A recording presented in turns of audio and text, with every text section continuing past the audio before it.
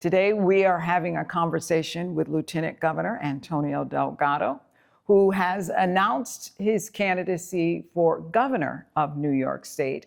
Thank you so much for being here and for giving us this time to chat with you. Nice to have you in Rochester. Good to be here. Thank you. So I want to start with talking about your run for governor. Talk about why you decided to run for governor. I know that you were courted by Governor Hochul to come and be her number two. And I know one of the things that you were promised was that you would have a seat at the table. Take it from there. You're correct. I was promised a seat at the table, and ultimately that never materialized. But the reason why I'm running for governor is because as I've traveled the state as lieutenant governor and engaged with folks, everywhere, the issues that keep coming up, whether it's housing and making it affordable, whether it's healthcare and making sure that people actually aren't going bankrupt to pay for their bills, or childcare, or just a growing economic inequality, what I've come to appreciate is that New Yorkers deserve better. They're not getting a level of leadership that is willing to do what is required to make sure we actually address these issues. That we've allowed the status quo to continue to proceed, and that we have a governor currently who is an extension of that process, who manages that status quo, and is not really willing to lean in and do the required work to make sure we achieve these goals. You can't say, for example, you want to deal with the housing crisis, but then turn around and say, I'm going to have a $50 million pilot program for rental assistance across the state. That's not enough. While you give away tax credits to developers with the hopes that they build affordable housing when typically it doesn't materialize. You can't say you want to have childcare for everybody across the state, but be comfortable with our childcare workers making $19 an hour. You got to raise the minimum wage. You got to make sure you have funding that supports these teachers, these caretakers. If we're not willing to take those hard steps, which does mean in some cases raising revenue on the ultra wealthy and big corporations, but if you're not willing to take those steps, then it ends up just sounding like lip service. And is that what made the decision for you? I mean, what was that turning point for you? You left Congress to take this position, and you are now running against the governor who appointed you, which some would say is a bold move. But what was the turning point for you? Well, I do want to be clear.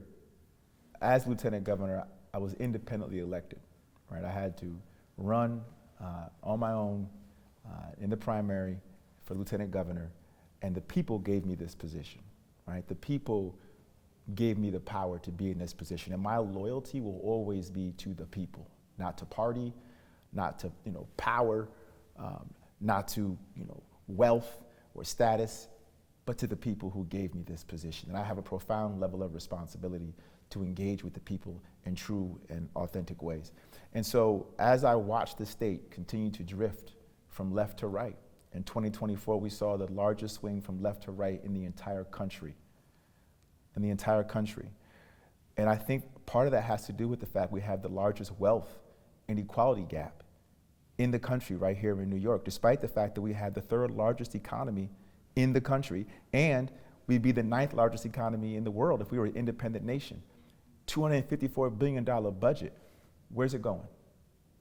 Are we really meeting the needs of the communities all across the state? And everywhere I go, the answer has been no. So as I see these trend lines happening, and I see the shifts happening in our own backyard here in New York, where people are deciding that there's no real difference between Democrats and Republicans anyway.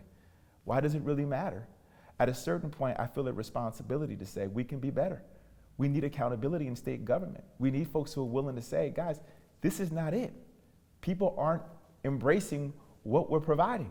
They're not receiving what we think we're giving them, because we're not really giving them much. 1 in 5 kids are living in poverty in our state. Half of those kids are in deep poverty. A lot of folks can't afford basic needs, from groceries to utilities. What are we doing about it? And it's easy in a state that is governed by Democrats to fall victim to your own sense of, success when you don't really have any. But because there's no accountability and everybody's kind of playing that game within the party infrastructure, I don't want to get too far out of step, then there's never any accountability. And who suffers? The people that we say we're trying to help. And I'm just tired of that. Some would say you're the number two in the state of New York. Why not work from within to make some of these changes? Would have loved to. Would have loved to. You know, when I was brought into the fold, one of the discussions that I had with the governor, who at the time was very clear that having been lieutenant governor herself under Cuomo, she knew what it meant to kind of be sidelined and marginalized. And we had a very honest conversation about changing that dynamic. And she used the phrase a thought partner and, you know, wanted me to be a part of the decision-making process. That never happened. And, you know, I'm not here to speculate why that didn't happen. I'm here to say we're in a position right now where we need better leadership. And I am lieutenant governor of the state, and I have a responsibility to bring accountability to state government.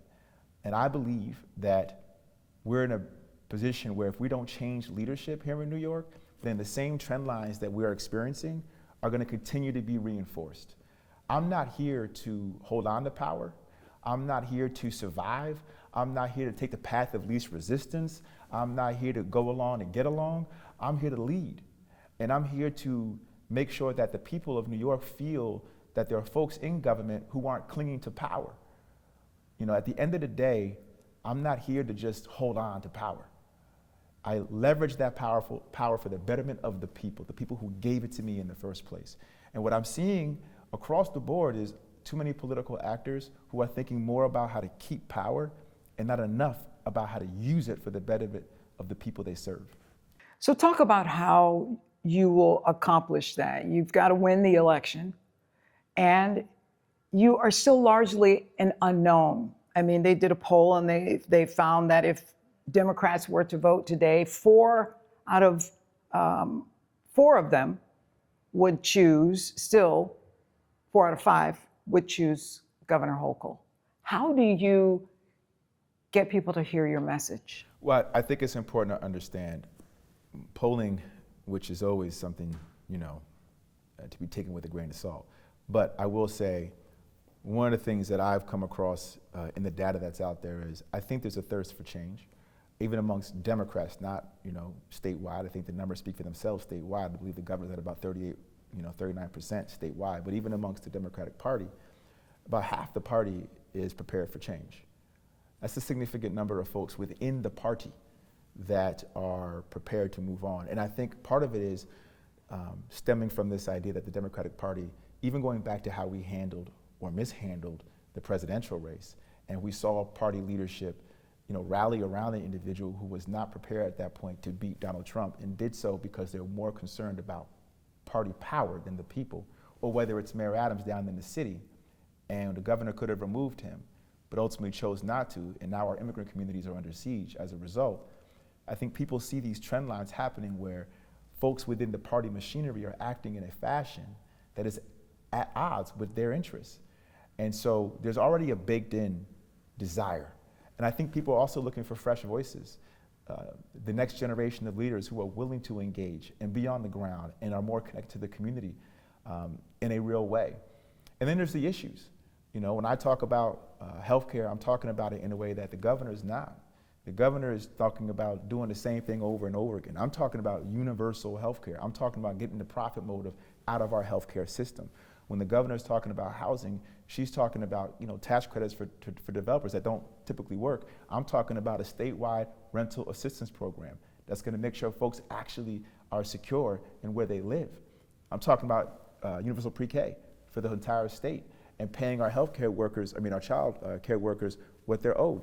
These are real clear distinctions between myself and the governor. I'm talking about taxing the ultra wealthy and big corporations to make sure that we can invest in these programs. I'm talking about stop doing $11 billion a year in tax credits under this umbrella of economic development, never see any return on that investment, but yet the governor doubles down on that every single year. So there's a real contrast, which is the point I'm trying to make. That contrast will also speak for itself. And as I move around the state and engage community after community, articulating what the contrast is, empowering people to make a choice. That's the point. People aren't being given choice. They're just being convinced that, oh, we'll just fall in line because this is the nominee. No. We deserve better, and the people deserve an opportunity to make an informed decision about their future. The stakes are too high to not. But how do you get Democrats? This is a state run by Democrats, whom you are saying are pretty much, many of them, part of the status quo. They want to maintain power more than they want to bring about change for the people. How do you get those same people on your side? Well, I want to be clear about the people you're thinking of when you make that question. I'm thinking about the people. I'm not really thinking about party leadership. I'm thinking about the people on the ground, the people I talk to every single day, the folks who want change, the folks who want a different kind of leadership. And to be clear, there are folks inside of government, be it in the state Senate, be it in the state assembly, who I know want change. And what they also want is leadership. What they want is somebody who's leading the party that makes it clear to them they're ready for action. Another example, I just came out today with an op-ed in the New York Times saying that we need to have a special session called to bring legislative body back to Albany to make sure we raise revenue, to offset the economic gaps that we know are coming from the big ugly bill out of Washington, to protect our immigrant community and pass New York for all, right? Do these things that we know are gonna help folks in a meaningful way. If we're not prepared to do that, then it's just lip service, right? And I know there are folks in the legislative body who are waiting for that kind of leadership, right? Who want a governor who will say, you know what, let's everybody come back to Albany. We just saw what happened. We got all these projected billions of dollars that are, going to be cuts that are going to affect New Yorkers all across the state. Let's demonstrate we're going to fight, and not just tell people the entire time, call your congressman. Okay, we did that. The bill still passed. Now what? Now what are we going to do? And it's the sense of, well, we're going to let the pain happen because it might be politically advantageous for Democrats. Does that sound like the way we should proceed? To me, I operate from a place of morality. And morality tells me my job is to actually stand up and fight for those folks who are going to be on the chopping block because of this bill, not to hope that, okay, this political pain somehow benefits me as a result. That's a very twisted logic that we have to fight through if we're going to actually connect with folks in a real way. So how do you fight? For example, how do you protect the immigrants in New York State in light of what the federal government is doing? Well, like I said, the New York for All Act does a number of things, including banning these 287G agreements where you have the ability to deputize local law enforcement to enforce immigration and do so in a way that is at odds with state law. And the governor has the ability to do away with these kind of agreements and make it clear to our immigrant community, we're here to protect you. The hundreds of thousands all across this state who've been here for decades, upstanding individuals, tax-paying individuals, we're here to protect you. We're not here to let you get steamrolled by Trump's dragnet. And yet, she won't do it. So just having that type of willingness to step in and fight for our immigrant community and not be afraid of the counterattack, which you know is gonna come from the right. Oh, you're soft on, quote unquote illegals. That's the terminology they want to use. No. What we are is dedicated to our values and our principles. That everybody here in New York deserves protection. That everybody in New York is not meant to be scapegoated or demagogued. And that's how you convince people that you're actually for something and not just against whatever's coming. People want to know what you are prepared to fight for. And if we're not prepared to make ourselves a little bit uncomfortable in that process, right, put ourselves out there and put some skin in the game, then I think the public, rightfully so, have a right to question our level of commitment to them. How will you offset some of these cuts from the federal government? Just today, I read a story that the veterans program here in our area is losing $500,000, a program that helps veterans find jobs. Yes. They're losing that $500,000. That's significant. It's happening all over the state. Nonprofits, veterans, farmers who rely on grant programs. It's happening everywhere. And so when we talk about, for example, right now within the next year, at the end of this fiscal year, about $750 million that we have to, come up with. It's bigger than that. I mean, that is an element, but there's so much that we know is going to be reverberating, as you point out, in other programs, other grants that are going to be cut. And it's going to go up significantly in a short period of time. We need to be thinking ahead and the raising revenue piece, there are a number of different options. And there's a whole set of policies under Invest in New York, from corporate gains to, billionaires tax to heirs tax. There's all these different ideas that can raise billions of dollars. And I would encourage, with the appropriate level of focus and attention, the legislative body, and in partnership with the governor, to figure out what are those series of policies, those tax revenue generators that we could lean on to help us offset any number of different shortfalls that we might be experiencing, from the grants that our veterans might be accustomed to getting, our farmers might be accustomed to getting, obviously the Medicaid and the SNAP. These are all critical programs. And the notion that we can fill the hole entirely, no one's sitting up here saying we can fill the hole entirely. But the notion that we can't fill it up to some degree, that we can't mitigate it to some degree, doesn't make any sense to me. Let's talk about crime and violence. Just in New York City this week, a young man traveled all the way from Las Vegas, killed 4 innocent people, turned the gun on himself. How would you respond to that? Or how do you respond to that as lieutenant governor and one day possibly governor? Well, first of all, my heart goes out to the victims. Folks who woke up that day with their families, including an NYPD officer with a young family. It's hard to imagine, what kind of pain that is to wake up and lose a loved one, and at the same time, leave somebody behind. So first I want to just mourn that loss and acknowledge that it's very painful. And when you think about the state lines that were crossed, right, to get to New York, and how every time he crossed the state line, he was breaking the law, it speaks to how we solve this problem beyond the state. The state can only do so much. The state can only, engage on gun violence in a way that is limited to what residents of the state, have to adhere to. So when I think about the national dialogue around this, an AR-15 ban, right, which we've had in the past, and it was allowed to sunset, we need to have those kind of discussions again and take them seriously. I don't know why we need this weapon. I don't understand. I talked to hunters.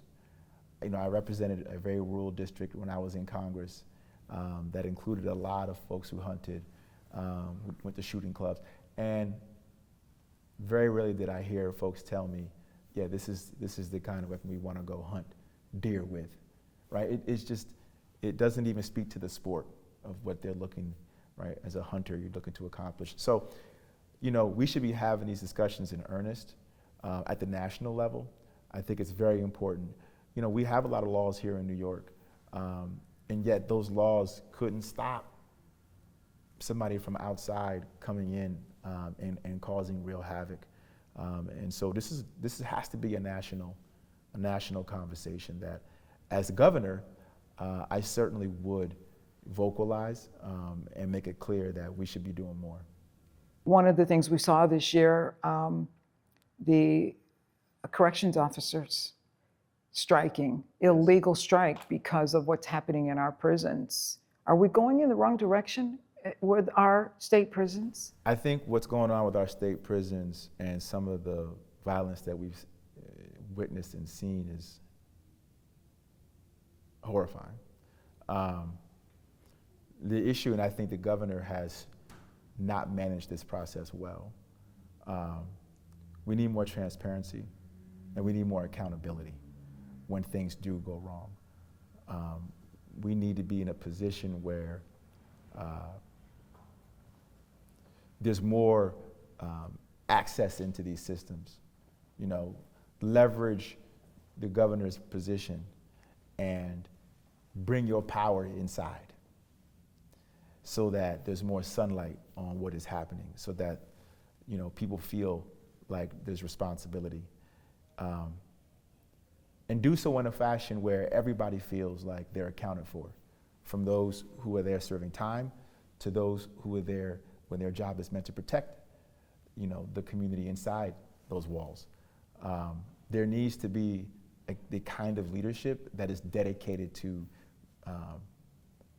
bringing that conversation out in the open and flushing it out while bringing to the table real accountability, and not just having a reaction to a moment, but building in systems that are checks and balances throughout, so that everybody understands it's a different level of approach and attention we're bringing to the table. I want to ask you about Israel. There is a divide right now in this country about Israel, the war in Gaza, the issue of starvation of many in Gaza, the continuation of this war. We have consistently supported Israel. Where do you stand on this issue? I think it's a very tragic situation. What's going on right now in Gaza, the atrocities, the mass starvation, dislocation, is a moral abomination. And the war needs to end now. We need a permanent ceasefire. It needs to stop. It's also just as important that we get those hostages back home. What Hamas did on October 7th was horrifying and should never be forgotten. And to think that those hostages have been held since then, we cannot ever forget that dimension of this and make sure that they are brought home. But make no mistake about it, Netanyahu and the way the regime right now in Israel is conducting this war is beyond the pale. And we need to make sure we get humanitarian aid into Gaza, and the United States has to make every step it can to assure that. And that does mean that we should not be providing military support for the destruction of Gaza. You can't have it both ways. If we're providing military support for the destruction of Gaza, while at the same time saying, hey, make sure you get humanitarian aid, where's the pressure going to come from when it comes to Netanyahu, who I don't believe is a good faith actor remotely? So yes, it's a horrifying situation. The war needs to come to an end. Hostages need to come home. We need to make sure we get humanitarian aid in there. And we have to make sure that we don't enable that aid not getting in because we're continuing to fund Gaza's destruction. These things all go together. And I want to also note that, this is personal to me on a lot of levels as well. My wife is Black and Jewish. Our kids are Jewish. They'll be bar mitzvah next year. So, I come at this perspective both, from a personal standpoint, having been to Israel, and also as a global citizen, deeply, deeply concerned about the trajectory of this conflict, which has gone well beyond the pale of what is humane. Some say you can't support Israel and also be in support of this war continuing and what Netanyahu has now chosen or what is choosing to do. Can you still support Israel and not support what's happening right now? Well, I think it's very important. Thank you for that question. There are a lot of folks right now in America who look at President Trump and what he represents for us on the world stage, who are appalled at the way he conducts our affairs, who would like nothing more than to not have President Trump as our voice, right, as the face to the world, and are, I would imagine, praying that the world doesn't look at all of the United States and say, well, we are the sum of what Trump represents. And so, no, I don't think it's as simple as just saying, oh, Netanyahu is this problem and therefore all of Israel is a problem. No, obviously the regime is committing atrocities and doing things that we should be ensuring they no longer do. But the notion that the people of Israel, many of whom are out in the streets protesting this, somehow, shouldn't receive our recognition, I think would be the same as somebody else saying to us, for those of us here in America who have an issue with where we're moving right now as a country and are out there protesting that our voices don't matter. No, we all have voices, we all matter, we're all people, and we have a responsibility to make sure that we account for those voices too throughout this process. That being said, the war needs to stop, and we have a responsibility here in the United States to do whatever we can to leverage our power in a way that can make sure it does stop, and not just the war stops, but that these lives, these children who are starving and who have been plagued with disease are protected, and that their innocence is protected in the way that it ought to be. It is ugly and it is cruel, and we can be better. Just a couple more. I know your time is very precious. Reparations in New York State. There have been, there is a committee, that's a task force, I should say, that is studying this issue. Do you have an opinion on? Well, I think, yeah, I have an opinion. I think the study is a good thing. I think the governor, in approving the study, I don't know how much he was excited about it, but I feel it's a worthwhile endeavor. And I think the key is going to be, once we get recommendations, once we get a sense of what people think a possible way forward and how that would look, they should be taken to heart and be seriously considered. What I don't like is when we have studies just for the sake of having studies. It's like we're catering to a certain crowd, but not really doing it in a way that's sincere or genuine. We have deep, deep, persistent, not only economic inequalities, but racial inequalities. And the economic dimension of this gets exacerbated when you layer race over it. And I am very acutely aware of the fact that we have to continue to wrestle with our history. We have to continue to wrestle because our history lives in the present day. If you look at every single metric, from health, to economics, to employment, to education, our communities, our black and brown communities, continue to be disproportionately, systematically, on the short end of that. Infant mortality rates, maternity mortality rates, all of it, from the beginning of life all the way to the end. Those disparities speak to something, and they can be traced back to a legacy of oppression that isn't some, far distant, far-reaching dynamic. And yes, we are in the North, and people might want to make the argument, but if you know your history and you understand the way racism permeated throughout the country and the ways in which it limited communities everywhere in different ways, it would be short-sighted to not give full attention to this unfolding. And so, as the governor of New York, I would take it very seriously and wear that process in a way, knowing that some might feel one way, others might feel another, but the conversation needs to happen. And the more we try to sweep things under the rug, the more we allow this dormant, sometimes dormant, although I think Trump is woke it up, we allow this problem of race in our country to continue to fester.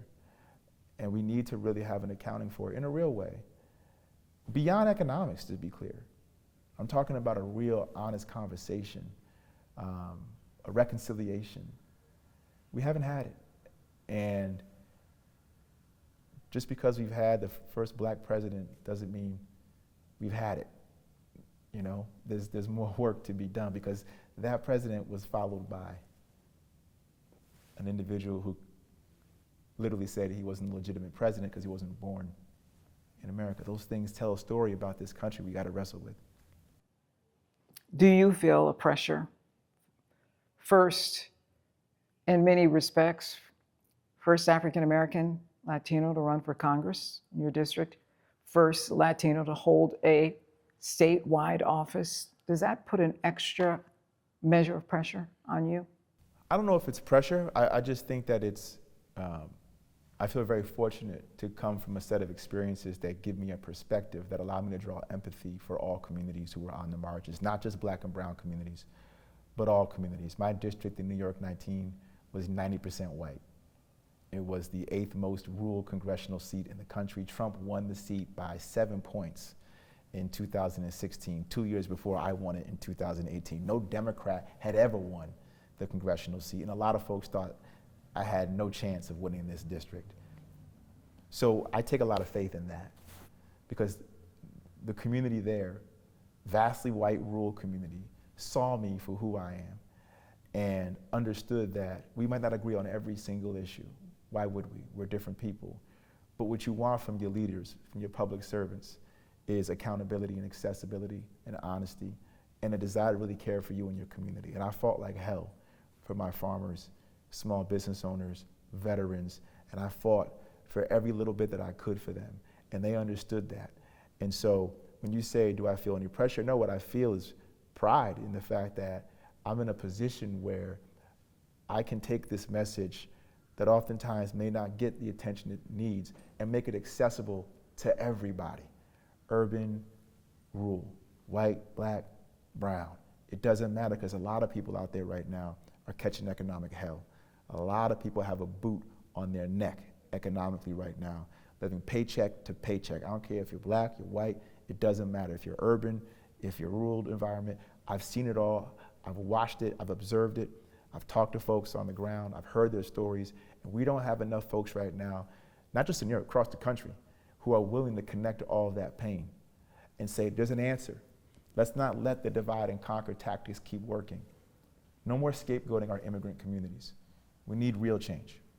Lastly, what do you want to say to the New Yorkers in this area who will go to the polls and vote for you a year from now, a little more than a year from now? What do you want to say to Rochesterians, people in Monroe County who are just getting to know you?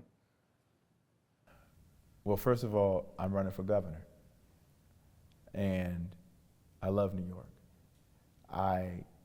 Everything that I love comes from New York. My parents, I was born in New York. I went to college in New York, Colgate. I had my family in New York.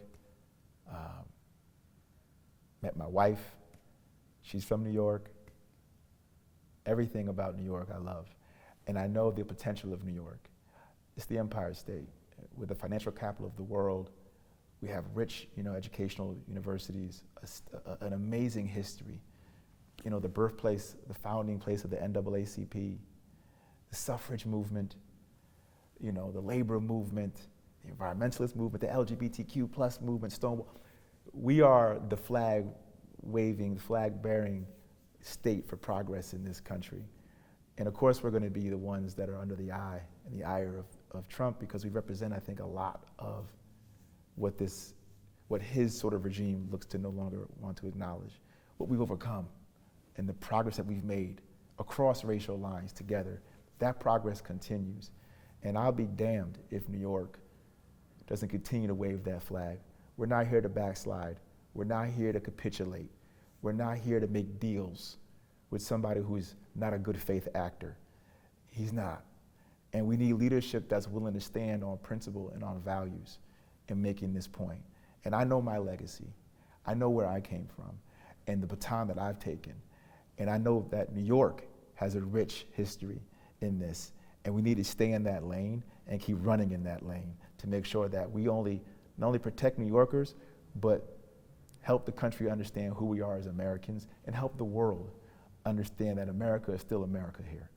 And so I would like the folks to know that I'm here to fight for all of that and to fight for them. I have to ask you this. What about AD Voice? Will we ever hear any more from him?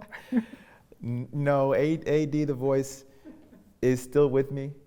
He's still somebody is a part of who I am.